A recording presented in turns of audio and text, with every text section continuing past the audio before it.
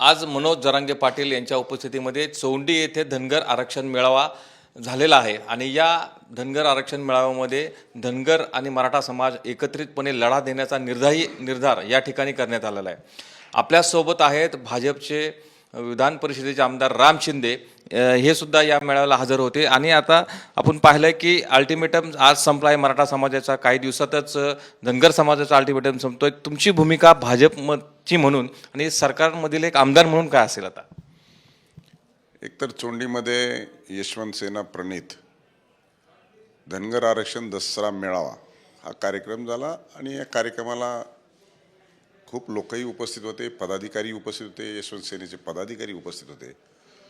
माजी मंत्री अण्णासाहेब डांगे यांच्या अध्यक्षतेखाली हा कार्यक्रम पार पाडला. पण विशेष लक्षवेधी कार्यक्रमातलं असं होतं की मराठा आरक्षणाचे संघर्ष योद्धा आणि ज्यांनी गेल्या दोन महिन्यापासून मराठा आरक्षणाची बाजू भक्कमपणे समाज माध्यमामध्ये मांडून सरकारला देखील निर्णय घेण्यासाठी काही गोष्टी भाग पाडल्या, असे मनोज जरांगे पाटील देखील उपस्थित होते.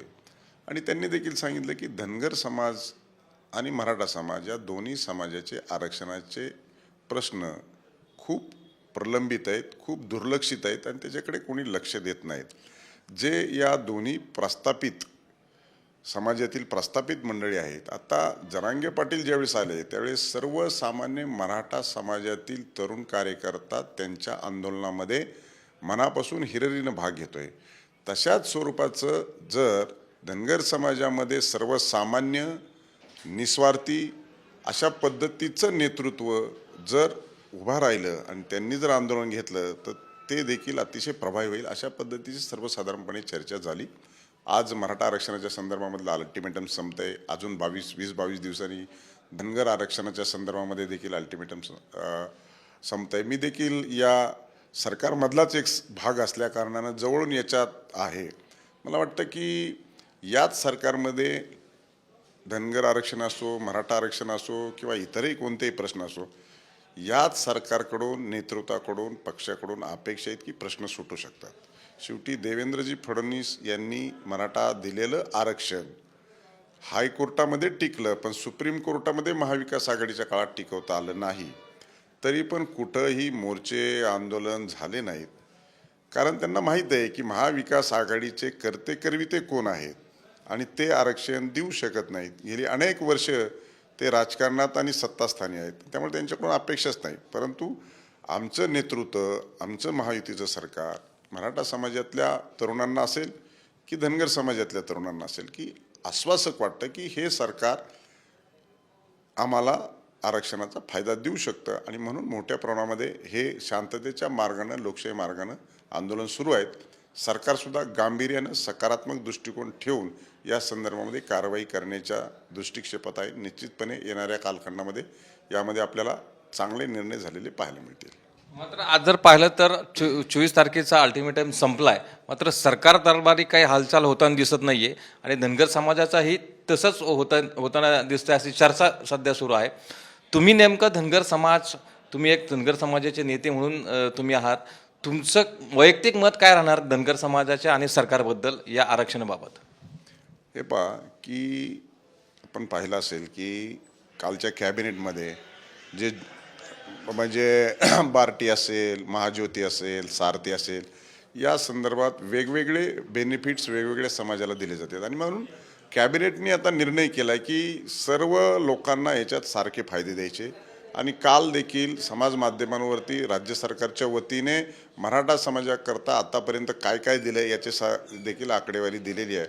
धनगर समाजामध्ये सुद्धा टीस नेमल्याच्या नंतर टीसच्या अधीन जे काही अहवाल प्राप्त सरकारला झाले, त्या अहवालाच्या नुसार जे आदिवासींना ते धनगर समाजाला देण्याच्या संदर्भामध्ये सुद्धा निर्णय केलेले आहेत. नव्हे तर निर्णय करून त्यासाठी तरतूद देखील केली आहे.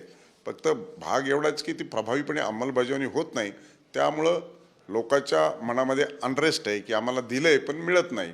आणि म्हणून मला वाटतं दोन्ही समाजाच्या संदर्भामध्ये महायुतीचं सरकार, एकनाथरावजी शिंदेसाहेब मुख्यमंत्री म्हणून, उपमुख्यमंत्री म्हणून देवेंद्रजी फडणवीस असतील, अजितदादा पवार असतील, हे निश्चित स्वरूपामध्ये ठोस असा निर्णय या संदर्भात घेतील अशी आंदोलनकर्त्यांना अपेक्षा आहे आणि म्हणूनच आंदोलन सुरू आहे. महायुतीच्या कालखंडामध्ये अशा प्रकारची आंदोलनं झाली नाही. त्याचं कारण त्यांच्याकडून मिळण्याची दूरवर शक्यता नव्हती आणि महायुतीच्या सरकारमध्येच मिळण्याची अपेक्षा आहे, म्हणून हे आंदोलन सुरू आहे आणि मिळेल.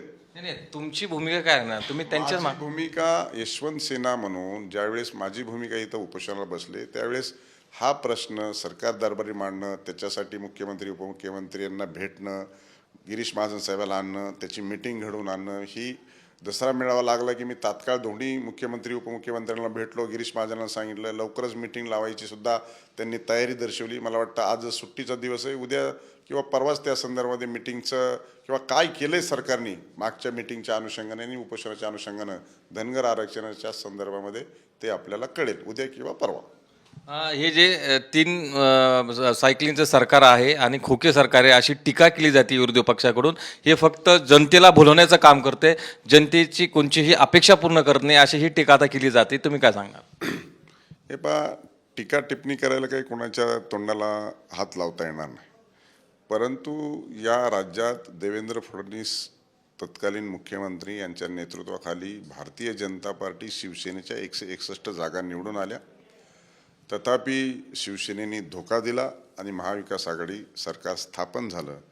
त्यामुळं या महाराष्ट्रातील जनतेची घोर फसवणूक झाली. तो मॅन्डेट झिडकारला.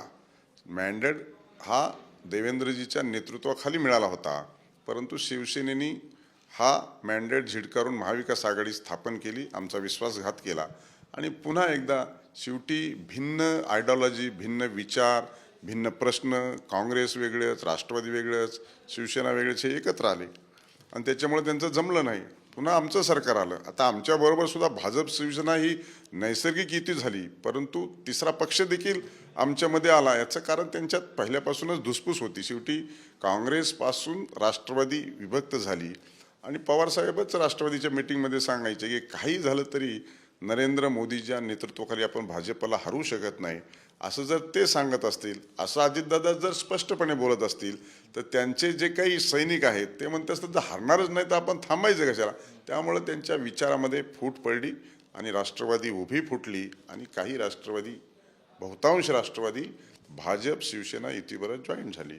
आणि म्हणून हे जे लोक म्हणतात की फसवं सरकार आहे, खोके सरकार आहे, आता त्यांनी जे केलं त्याच्यापेक्षा दुप्पट आम्ही करून दाखवलं आणि निर्णय देखील गतीने आणि वेगवान घेतोय. त्याच्यामुळं अशी टीका टिप्पणी करणं साहजिक आहे, पण प्रत्यक्ष कृतीमध्ये अतिशय चांगल्या पद्धतीने सरकारचं काम सुरू आहे आणि ते डे बाय डे जनतेला जाणवत आहे.